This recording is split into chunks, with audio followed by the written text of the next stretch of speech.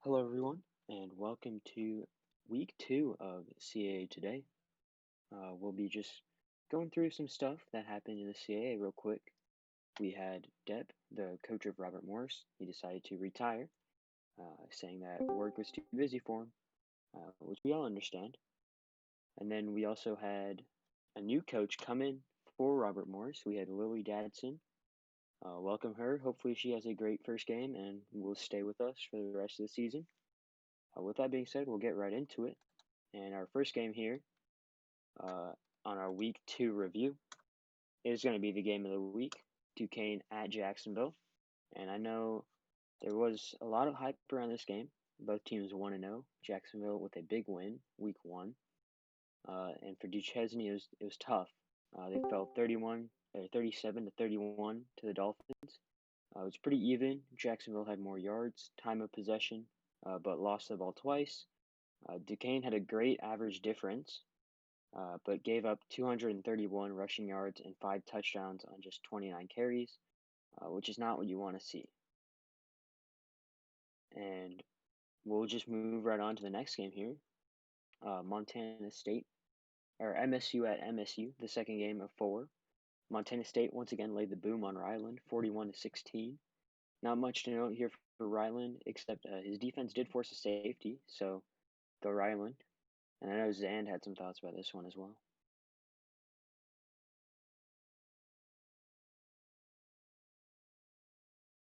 Oh hey, sorry, I was eating.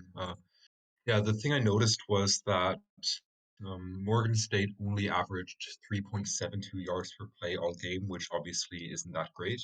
And again, Montana State has one of the FCS's best defensive coaches, and that's who they've played twice. But in those two games, it's been this game and then a shutout. So it's kind of hard to tell if that's just because he's playing Danny twice to start the season, or if it's a trend and it's something to be worried about with Morgan State's offense. Yeah, I mean, playing a top 10 coach last year, playing him, even though he did have a little bit of fall off, is always going to be tough, especially for a second year coach or second season coach in Ryland. Moving on, we've got Davidson at Robert Morris, and there isn't much to comment here. Depp was out of it. I mean, he had a couple dogs, I want to say, 2 delayed games, gave up 28 points in the first quarter. Robert Morris lost a great coach, our music expert, and loses this game 35 to 7. Yeah, I also don't really have that much more to say about the game. Obviously, Depp wasn't playing at full strength because it was his last game, and yeah, there isn't really much to say.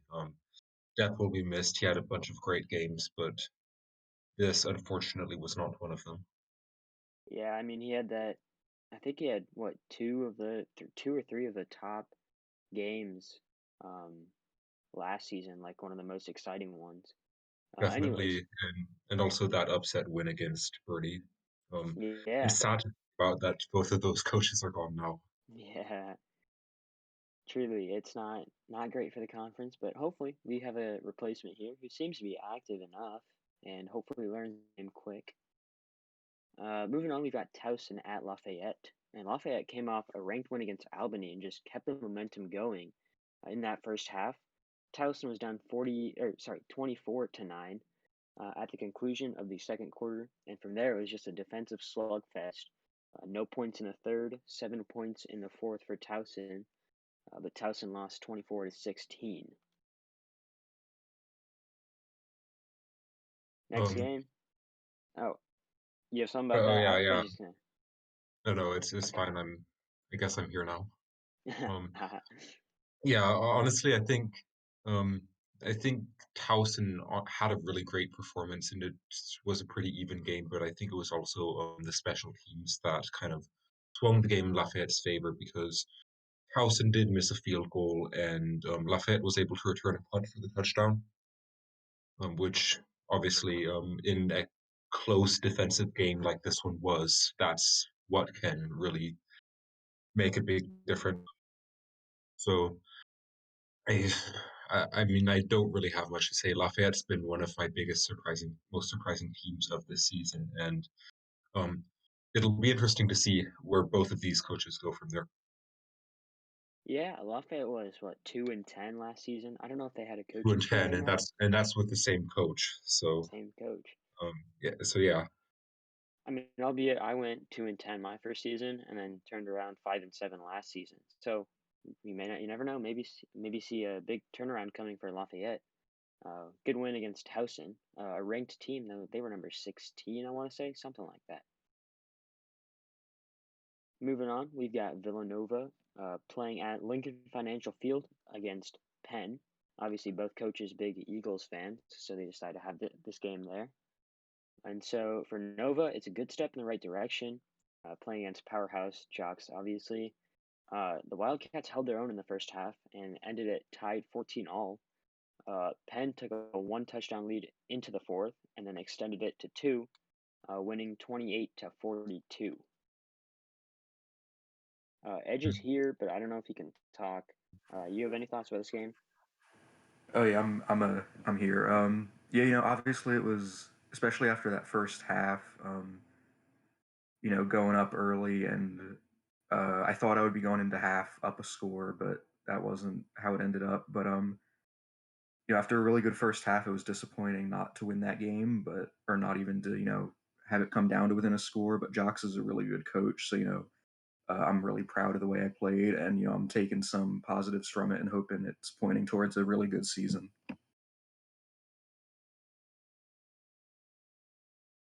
I'll just keep my chugging only real along. comment about this, my only Oh real yeah, go comment ahead. about this is that it's another game that was kind of decided by special teams and a few big plays here and there from what it looks like. Like Penn was able to get a kickoff return touchdown. Villanova in general only averaged 19 yards per kickoff and had much worse field position than Penn from the start of the drive throughout the game.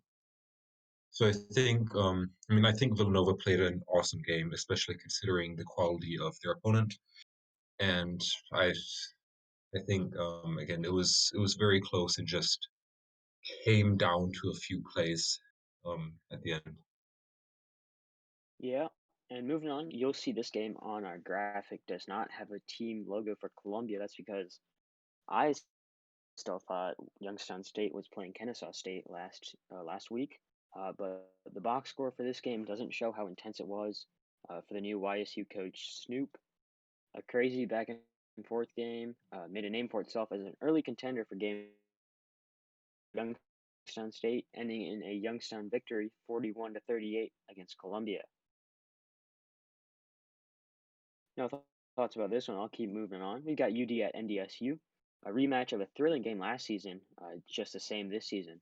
Game went into overtime, and scoring on the first play, scoring was Delaware's. Delaware scored a field goal in overtime, and then on their first play a touchdown. And so North Dakota State won by 3, 34-31.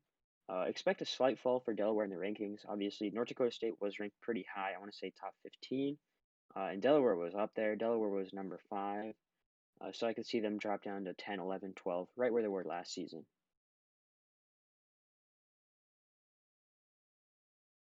Just keep chugging along. My game this time, we got Brown at James Madison. I jumped out to a 7-0 lead and then got shut down. Brown offense took control, and Brown defense was absolutely shutting me down. Brown scored 31 unanswered. I've had 2 tough games playing 2 coaches who will be ranked next week in both Brown and Indiana State. However, I look ahead and I'm like, I need to fix my offense because that's where I scored a lot of points. Obviously, that's a good thing. I did, yeah. And so the Dukes will need to right the ship heading into conference play. We'll go back here. I skipped a game there. Delaware State at Central Arkansas. There were a lot of points, and there were a lot of points, and there were a lot of onside kicks. And that's about all this game was. The game was tied 21-21 after the first quarter, well on track for 100 plus points. Second quarter was all DSU, outscoring the Bears 23-0. DSU kept the pressure going.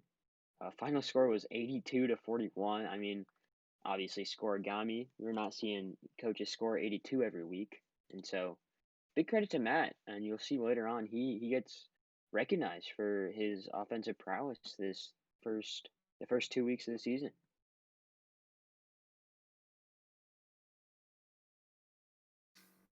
Yeah, this was a good game. Managed to get some lucky picks in the second half and just managed to hold on to the lead and didn't let Vinny get too many onsides. So, good team game.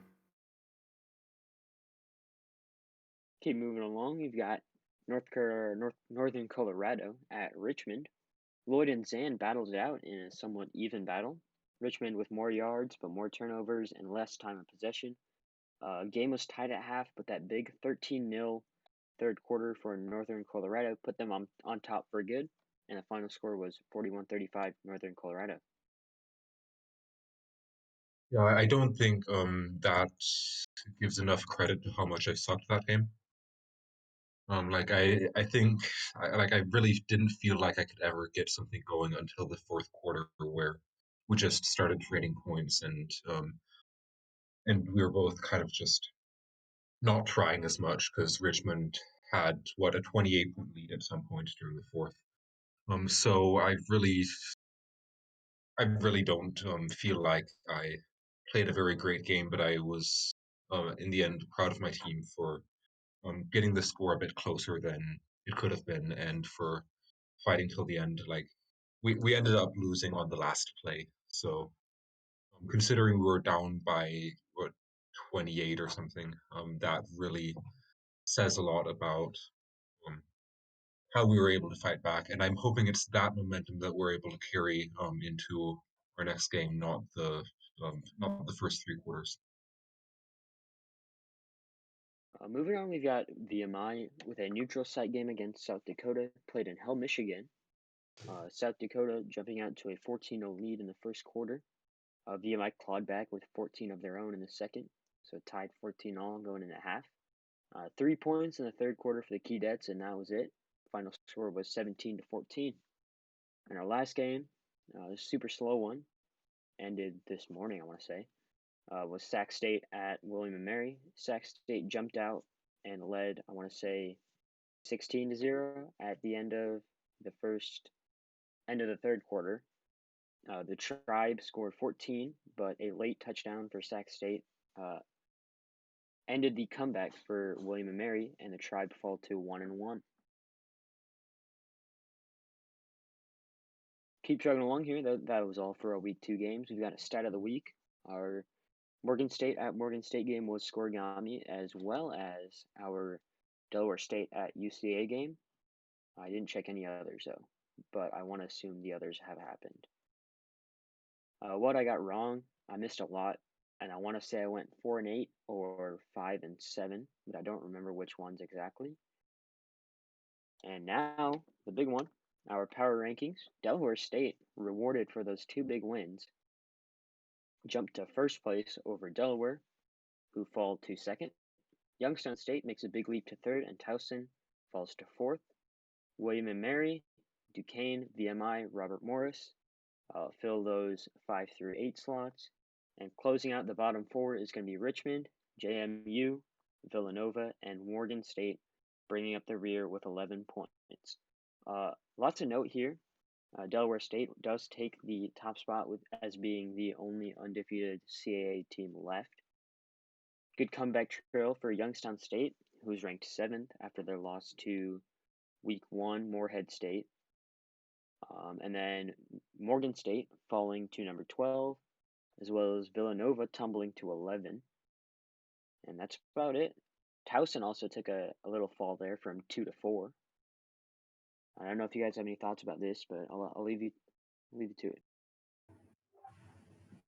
Yeah, I mean, just my quick thoughts on there. I'm a little surprised how low I am on the rankings. I mean, it probably doesn't help that I think I ranked myself 10th. And, being 0-2 obviously isn't a great start, but I lost to two pretty good teams. So I'm a little surprised to see myself that low. And I guess I'm a little surprised to see Delaware still getting 2 first place votes because there's only one undefeated team left in the conference, and right now that's really all we have to go off of this early in the season. Yeah, I was kind of surprised to see Delaware with two first place votes, but I mean, he did win the championship last year, so I could see why you would vote for him. Moving on, the most controversial segment, we've got contender and pretender. My contender is Jacksonville. Jacksonville with a big win against Duquesne. They could be a very, very good team in the ASUN, which has notably struggled this season. My pretender is actually going to be Ryland. Scoring 7 points in two combined games is not where you want to be as Morgan State. Obviously, playing a really good defensive coach hurts, but going into CAA play, they have no real momentum. Yeah, for my contender, I'm going to go with Jacksonville too. They have a 2-0 start against a really good East Tennessee State, and then the big win over Duquesne. And the ASUN is tough, and even if they only end up 6-6 or 7-5, I think you're going to see them kind of challenging for a playoff or NIT spot there. And for pretender, I'm going to say Incarnate Word. They've played two really good teams, so you can't take too much from their losses, but it's just not what you expect from a returning playoff coach. Yeah, I'm gonna have my contender also is Jacksonville. He's just played so well these first 2 weeks. And then pretender, I'm gonna go with Elon. He won the NIT last year, but he's 0-2 so far. So if he can't turn things around, he's probably not going to do too much this year. Moving on, we've got our players of the week. I would have given offensive player of the week to another Delaware State player, but I feel like we should give some love to some other teams because I don't want Delaware State hogging in all the rankings. Senior running back Freddie Peterson for Nova with 169 yards rushing and 2 touchdowns. Defensive player of the week was linebacker Earl Ritchie for Delaware State with 15 tackles and 4 picks. I mean, you want to talk about his performance, Matt? Yeah, he's really started coming up big this year. I think week 1 he had something like 12 tackles and a pick and a sack. So far it's been a breakout year. He has 27 tackles, 5 picks, and a sack so far this year. So he's really been the lead of our defense so far. He's helped create 5 of our 8 turnovers so far. That's what you want out of a linebacker. That's real good work there. Moving on, we've got week 3 preview. Our first week of our Battle for Appomattox, which will be, I want to say, weeks 3, weeks 10, and week 11. I think those are our 3 Battle for Appomattox weeks in which the North will face the South. You can check out all of that on our Constitution. But our first game here, Delaware at Duquesne. I like the Hens in this defensive battle, 24-14. Yeah, I'm going to take Delaware here too. I think it's going to come down to the wire, like pretty much all of Delaware's games do. But I think they're just going to be a bit too much for Val and Duquesne, and they're going to win 21-17. I pretty much agree with both of y'all. I think Delaware's defense is going to be too much for Duquesne to get over, and I think Delaware takes it by a score. I'm gonna predict the same score as Store did, 24-14. Nice, nice. I'm gonna go with Delaware too, and I think it'll be low scoring. I'm gonna say 24-21. Nice. Next on, we've got Towson at James Madison. Mr. D bested me in my own off-season tournament in the final. It was 29-22, I want to say. I'm struggling, and I think Mr. D is going to jump out to an early lead, and then I'm going to hit the comeback trail, but he's going to score, and that'll put me back by too much, and the final score is going to be something like 35-31, 35-28, something like that. Yeah, I gotta agree with you again there. I think this one might be closer than some people might think at first looking at it. I think we've yet to see the best of James Madison this season, but I still think Towson's going to take it 38-28.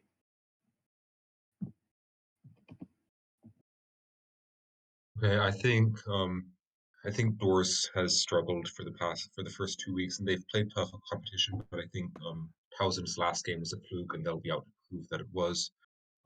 So I have Towson by quite a bit. I'm predicting a score of somewhere around 40-20 because I don't think James Madison will be able to stop Towson's offense. Yeah, it's interesting the way Mr. Yi plays. I mean, you can't really. I couldn't get a read on him when I played him in the off-season tournament because he is all over the place. He's upside down, one would say, living in Australia. Anyways, moving on, we've got Morgan State at William and Mary. And Edge, I'll let you take lead on. You've got a good take here. Yeah, Ryland hasn't gotten off to the same hot start he had last year. He was ranked for a little bit last year. And even after a year with Bobo at William and Mary, I really don't know what to think of him. He really has some ups and downs, but I'm gonna take the Tribe in a close 42-38. You say 42-28 there? 42-38. 42-38. Okay. Um, your audio's like cutting in and out, so just making sure that people hear you. But I'm right there with Edge. Yeah, I'm right there with Edge. I mean, I've been here for 2 seasons now, and Bobo's been the most up and down coach anyone could ever know of. Shuts out Bryant and then turns around and loses to Sac State. I like the Bears here. They're a good team. They beat Towson week 12 last season in their Ashes game. So give me Bears 41-35. Okay, I kind of have a slightly different take on this one because I think what stood out to me about William and Mary this season has been of the top NIT coaches. And in their game against Sacramento State, they didn't allow a touchdown until the second quarter. And I mean, William and Mary's offense is really the X factor here, but I think considering that Robert Morris's offense has also struggled, I think William and Mary takes this one in a very low scoring game, like around 21-14, I'd say. I'm gonna take William Mary here too. Ryland really doesn't have anything going his way right now, and Bobo's defense is good enough where I think if Ryland can't fix his offense, he'll be in for a long day. I'm gonna say like 35-14, Bobo. All right, moving on. Richmond at Nova. I'll let the two opponents take this one up. All right. Well, you guys all know I don't like to predict my own games, but I'm also kind of getting tired of using that excuse. So I'm going to get bold here and say I'm going to win 28-27 with a missed PAT costing Richmond. In return, I'd like to point out that I'm perfect on PATs on the season, while my opponents have missed 3 in the 2 games I've played. So because of that, I will take myself winning on a missed PAT, 35-34. And knock on wood, but I'm feeling pretty good about this one. All right, I'll chime in here. I'm gonna side with Zand here on a missed PAT. Edge has had some struggles on special teams, and we know that. I don't want to bring up a sore subject, but we have to talk about the Holy Cross game last season. So I'm gonna go Richmond wins 31-30 on a missed PAT.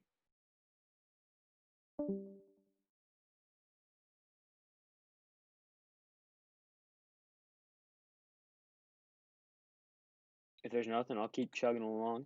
Next game here, VMI versus Robert Morris. Lily gets welcomed into the CAA with a matchup against the Season 3 champs. Depupier has struggled this year, and playing a new coach is always give or take. It's really interesting. But I'm going to take VMI by 3 scores, 28-7. Yeah, this will be an interesting one here just to see, what kind of quality we're looking at in our new coach here. And DePoop Eater's been struggling, for the last year and a bit now, but I think he'll handle his business against the new coach and win 42-21.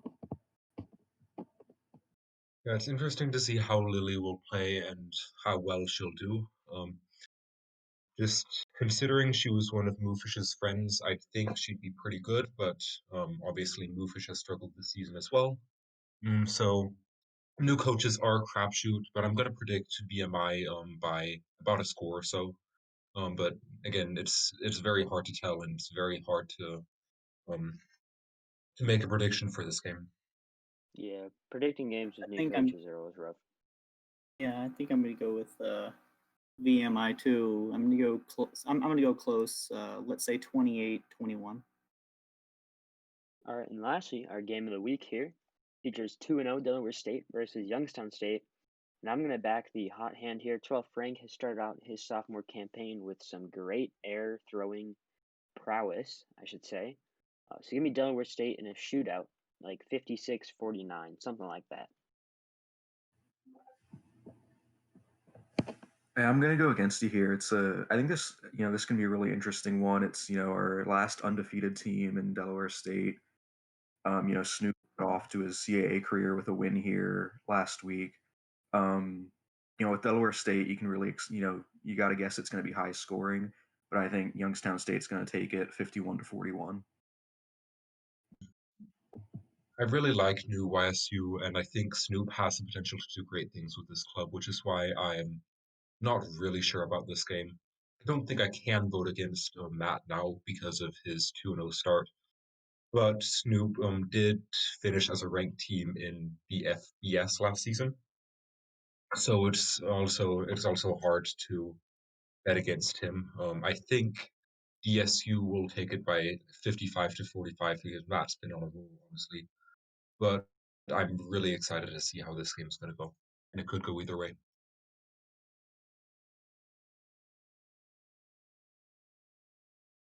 Waiting thoughts for Matt, but it looks like he's gone. Matt, are you there? Oh yeah, I'm still here. There he is. I think I can pull this one out, but it'll be closer. I'm gonna say something like, um, 56-51 or 52. No. Could be a high scoring game. Yeah, that's for sure. If it is less than if one team scores less than 50 points, I'll be very, very surprised. Moving on, listener questions, taking it up. Short one this episode. But first one, we've got Josh here asking, what is the most promising 0-2 team? I'll let Edge, who seems to be the better of the two 0-2 teams here, I'll let him take care of this one. Yeah, this is I really went with a cop-out answer here because I didn't have time to look at all the 0-2 teams and who they played. I like to think that after a really close loss to Chatty and a really good game, and especially first half against the runner-up from last season, that Villanova is looking pretty good going into conference play here. Yeah, I can back that. I also see Incarnate Word as a decent 0-2 team, only because, 9-3 is their destiny, right? And if they can't reach that, then it might as well be a lost season, and they only have one more loss that they can afford. Also, just mentioned in the chat, Idaho, very good 0-2 team, and so we'll see how both of those teams fare out the rest of the season.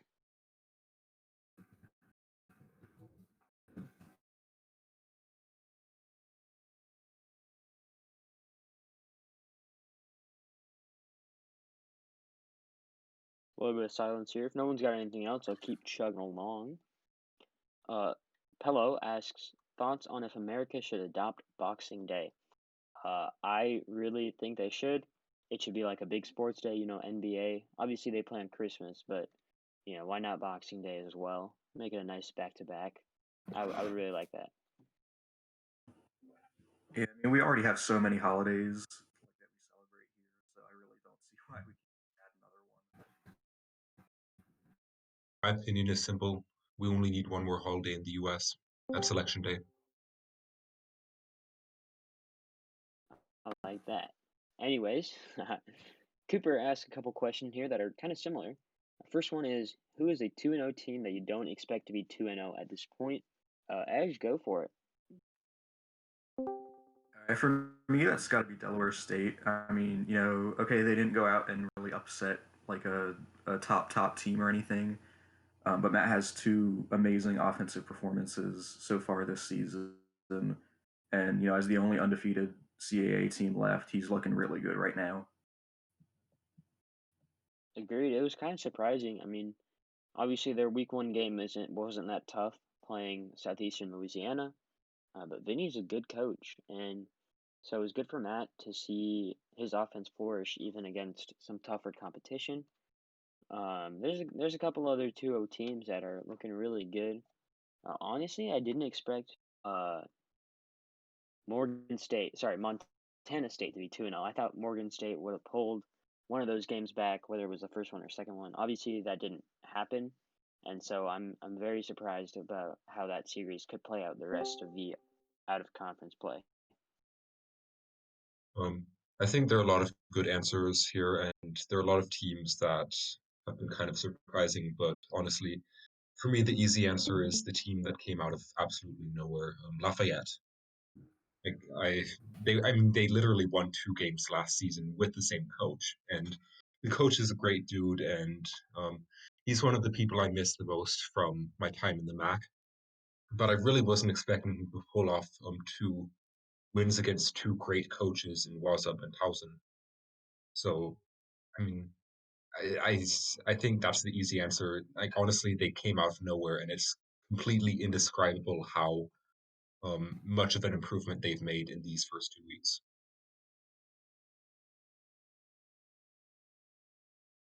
And then next one here was the 0-2 team that you didn't expect to be 0-2.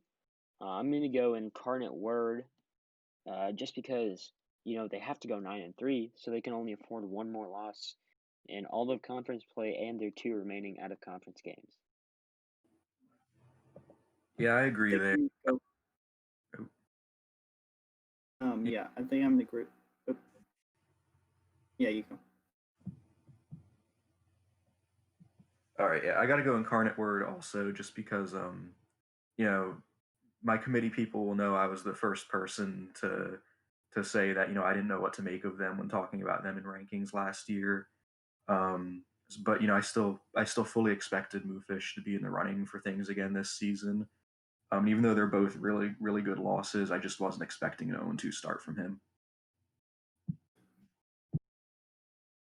I'm gonna agree with you guys as well. I was not expecting Incarnate Word to be 0-2, especially after going.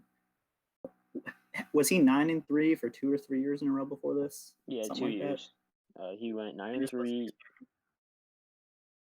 and then he's like, also lost in the first round of the playoffs, which is kind of his thing as well.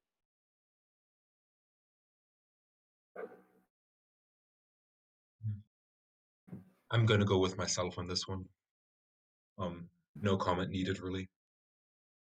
I've kind of sucked. That's all. All right, moving on. We've got a question from CC at CSU. He says half of OC is done. Which conference looks to be the best, and which looks to be the worst? There's a couple of conferences that have stood out to me, mainly Ivy and MVC. And also want to give out a shout to the Big Sky, who have very pleasantly surprised me. And as much as I hate to say it, I mean, it's not our year. The CAA has struggled in the first 2 games out of conference, and hopefully they look to turn it around. Week 5 against the CFC, and also Week 8 against their other opponents.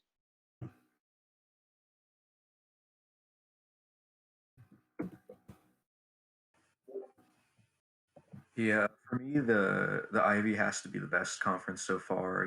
3 of their 8 teams are still undefeated, and Penn and Columbia are both 1-1 teams that have solid losses.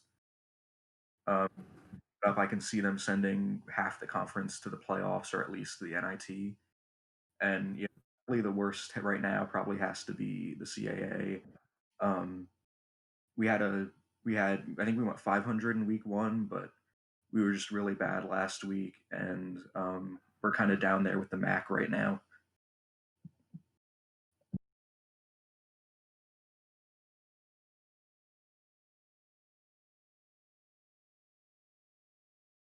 I'll keep chugging along. Our last question here, coming in from Was Up. He says, "Why didn't I get a PlayStation 5 for Christmas?" Probably because of the bots.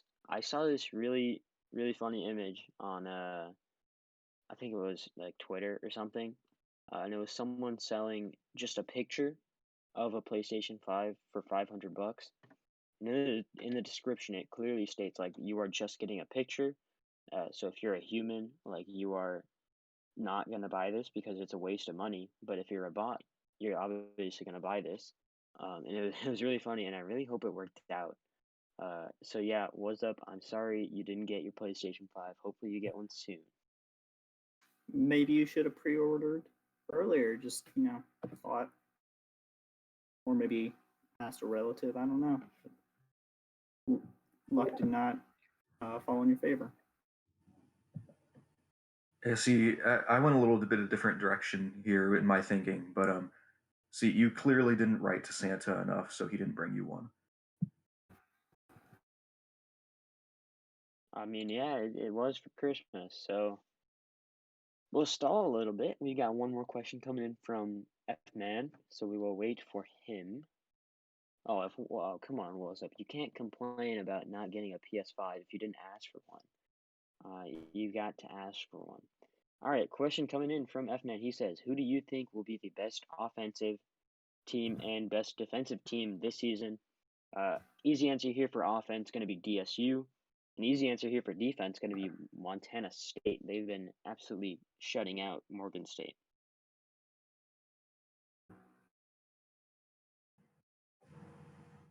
Yeah, it's hard to argue with either of those for me. Scott Keller offense right now. I can't even think of anyone other than Montana State for defense either without looking at that's.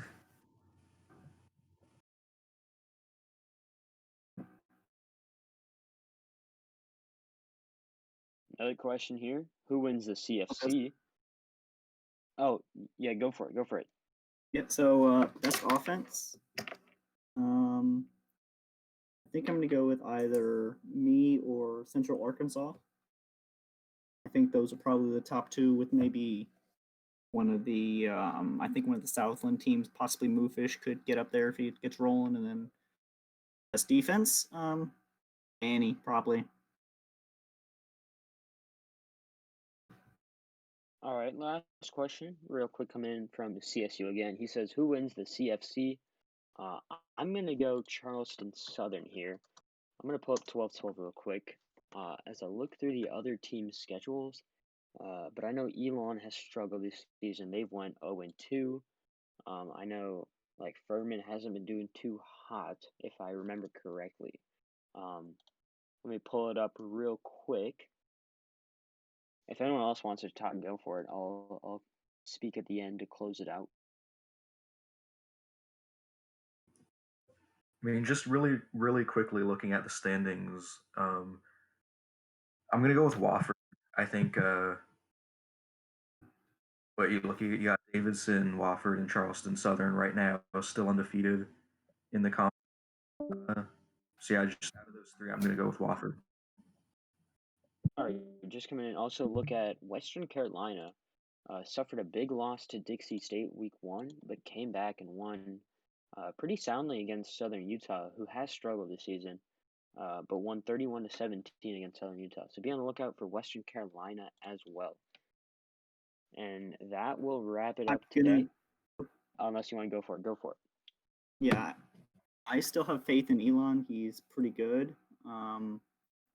The only thing that really matters is conference wins. I mean, you can go 0-4 and then go 8-0 in conference and make the conference title game. So, I mean, he's, in my opinion, still probably the best coach in that conference, and I think he still wins it despite being 0-2. Very well, then we'll call it an episode. Short one day, nice little 40-minute one. I want to thank you guys for listening. Obviously, if you're watching on YouTube, like and subscribe, do your thing. And peace out. We will see you in 2 weeks.